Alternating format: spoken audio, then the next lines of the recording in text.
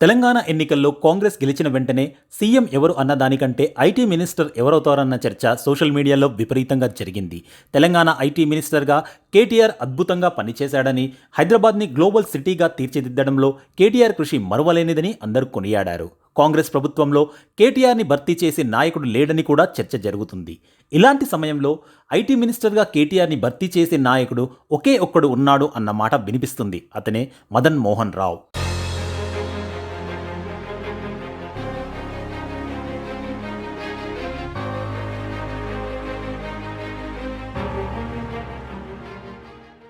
మదన్ మోహన్ రావు అన్న పేరు చెప్పినంతనే ఎవరితను అన్న ప్రశ్న వస్తుంది.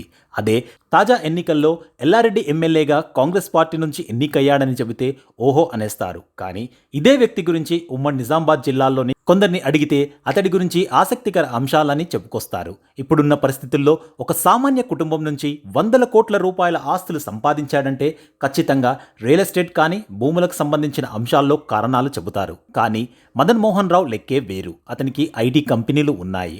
ఒక్క అమెరికాలోనే అతనికి 7 బ్రాంచులు ఉన్నాయి. రాజకీయాల్లోకి వచ్చి ఎల్లారెడ్డిపేట నుండి కాంగ్రెస్ ఎమ్మెల్యేగా గెలుపొందిన అతను ఒక సామాన్య టీచర్ కొడుకు కావడం గమనార్హం.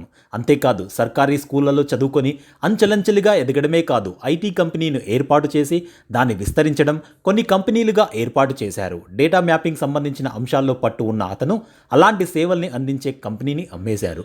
మొత్తంగా ఐటీ వ్యవహారం, ఐటీ కంపెనీలకు సంబంధించిన పట్టుతో పాటు కాంగ్రెస్ అధిష్టానంలో కీలక నేత రాహుల్ గాంధీకి సుపరిచితుడు. ఆయన టీంకు చెందిన వ్యక్తి కావడం మరో ఆసక్తికర అంశంగా చెప్పాలి. కాంగ్రెస్ పార్టీని డిజిటలైజేషన్తో పాటు టెక్నాలజీ పరంగా అప్డేట్ చేసిన ఘనత మదన్ మోహన్దే. రాహుల్ టీంలో ఒక్కడిగా వ్యవహరిస్తూ అతనితో కలిసి పనిచేసిన అతను కాబోయే తెలంగాణ ఐటీ మినిస్టర్గా భావిస్తున్నారు. దీనికి కారణం లేకపోలేదు. ఐటీకి తెలంగాణకు ఉన్న అనుబంధం గురించి తెలిసిందే.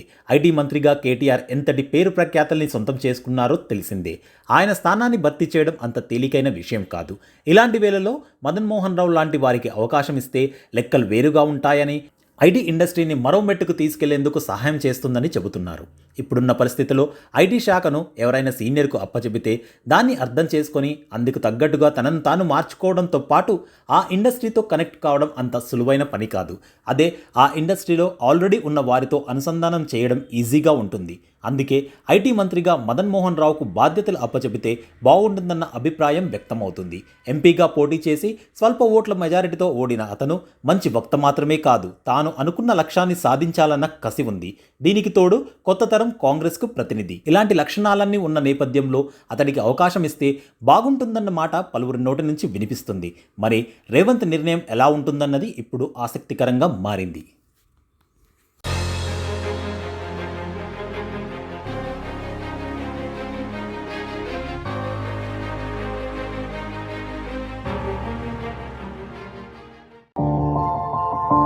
మా ఛానల్ని లైక్ చేయండి, షేర్ చేయండి, సబ్స్క్రైబ్ చేయండి. మరిన్ని అప్డేట్స్ కోసం పక్కనే ఉన్న బెల్ బటన్ నొక్కండి.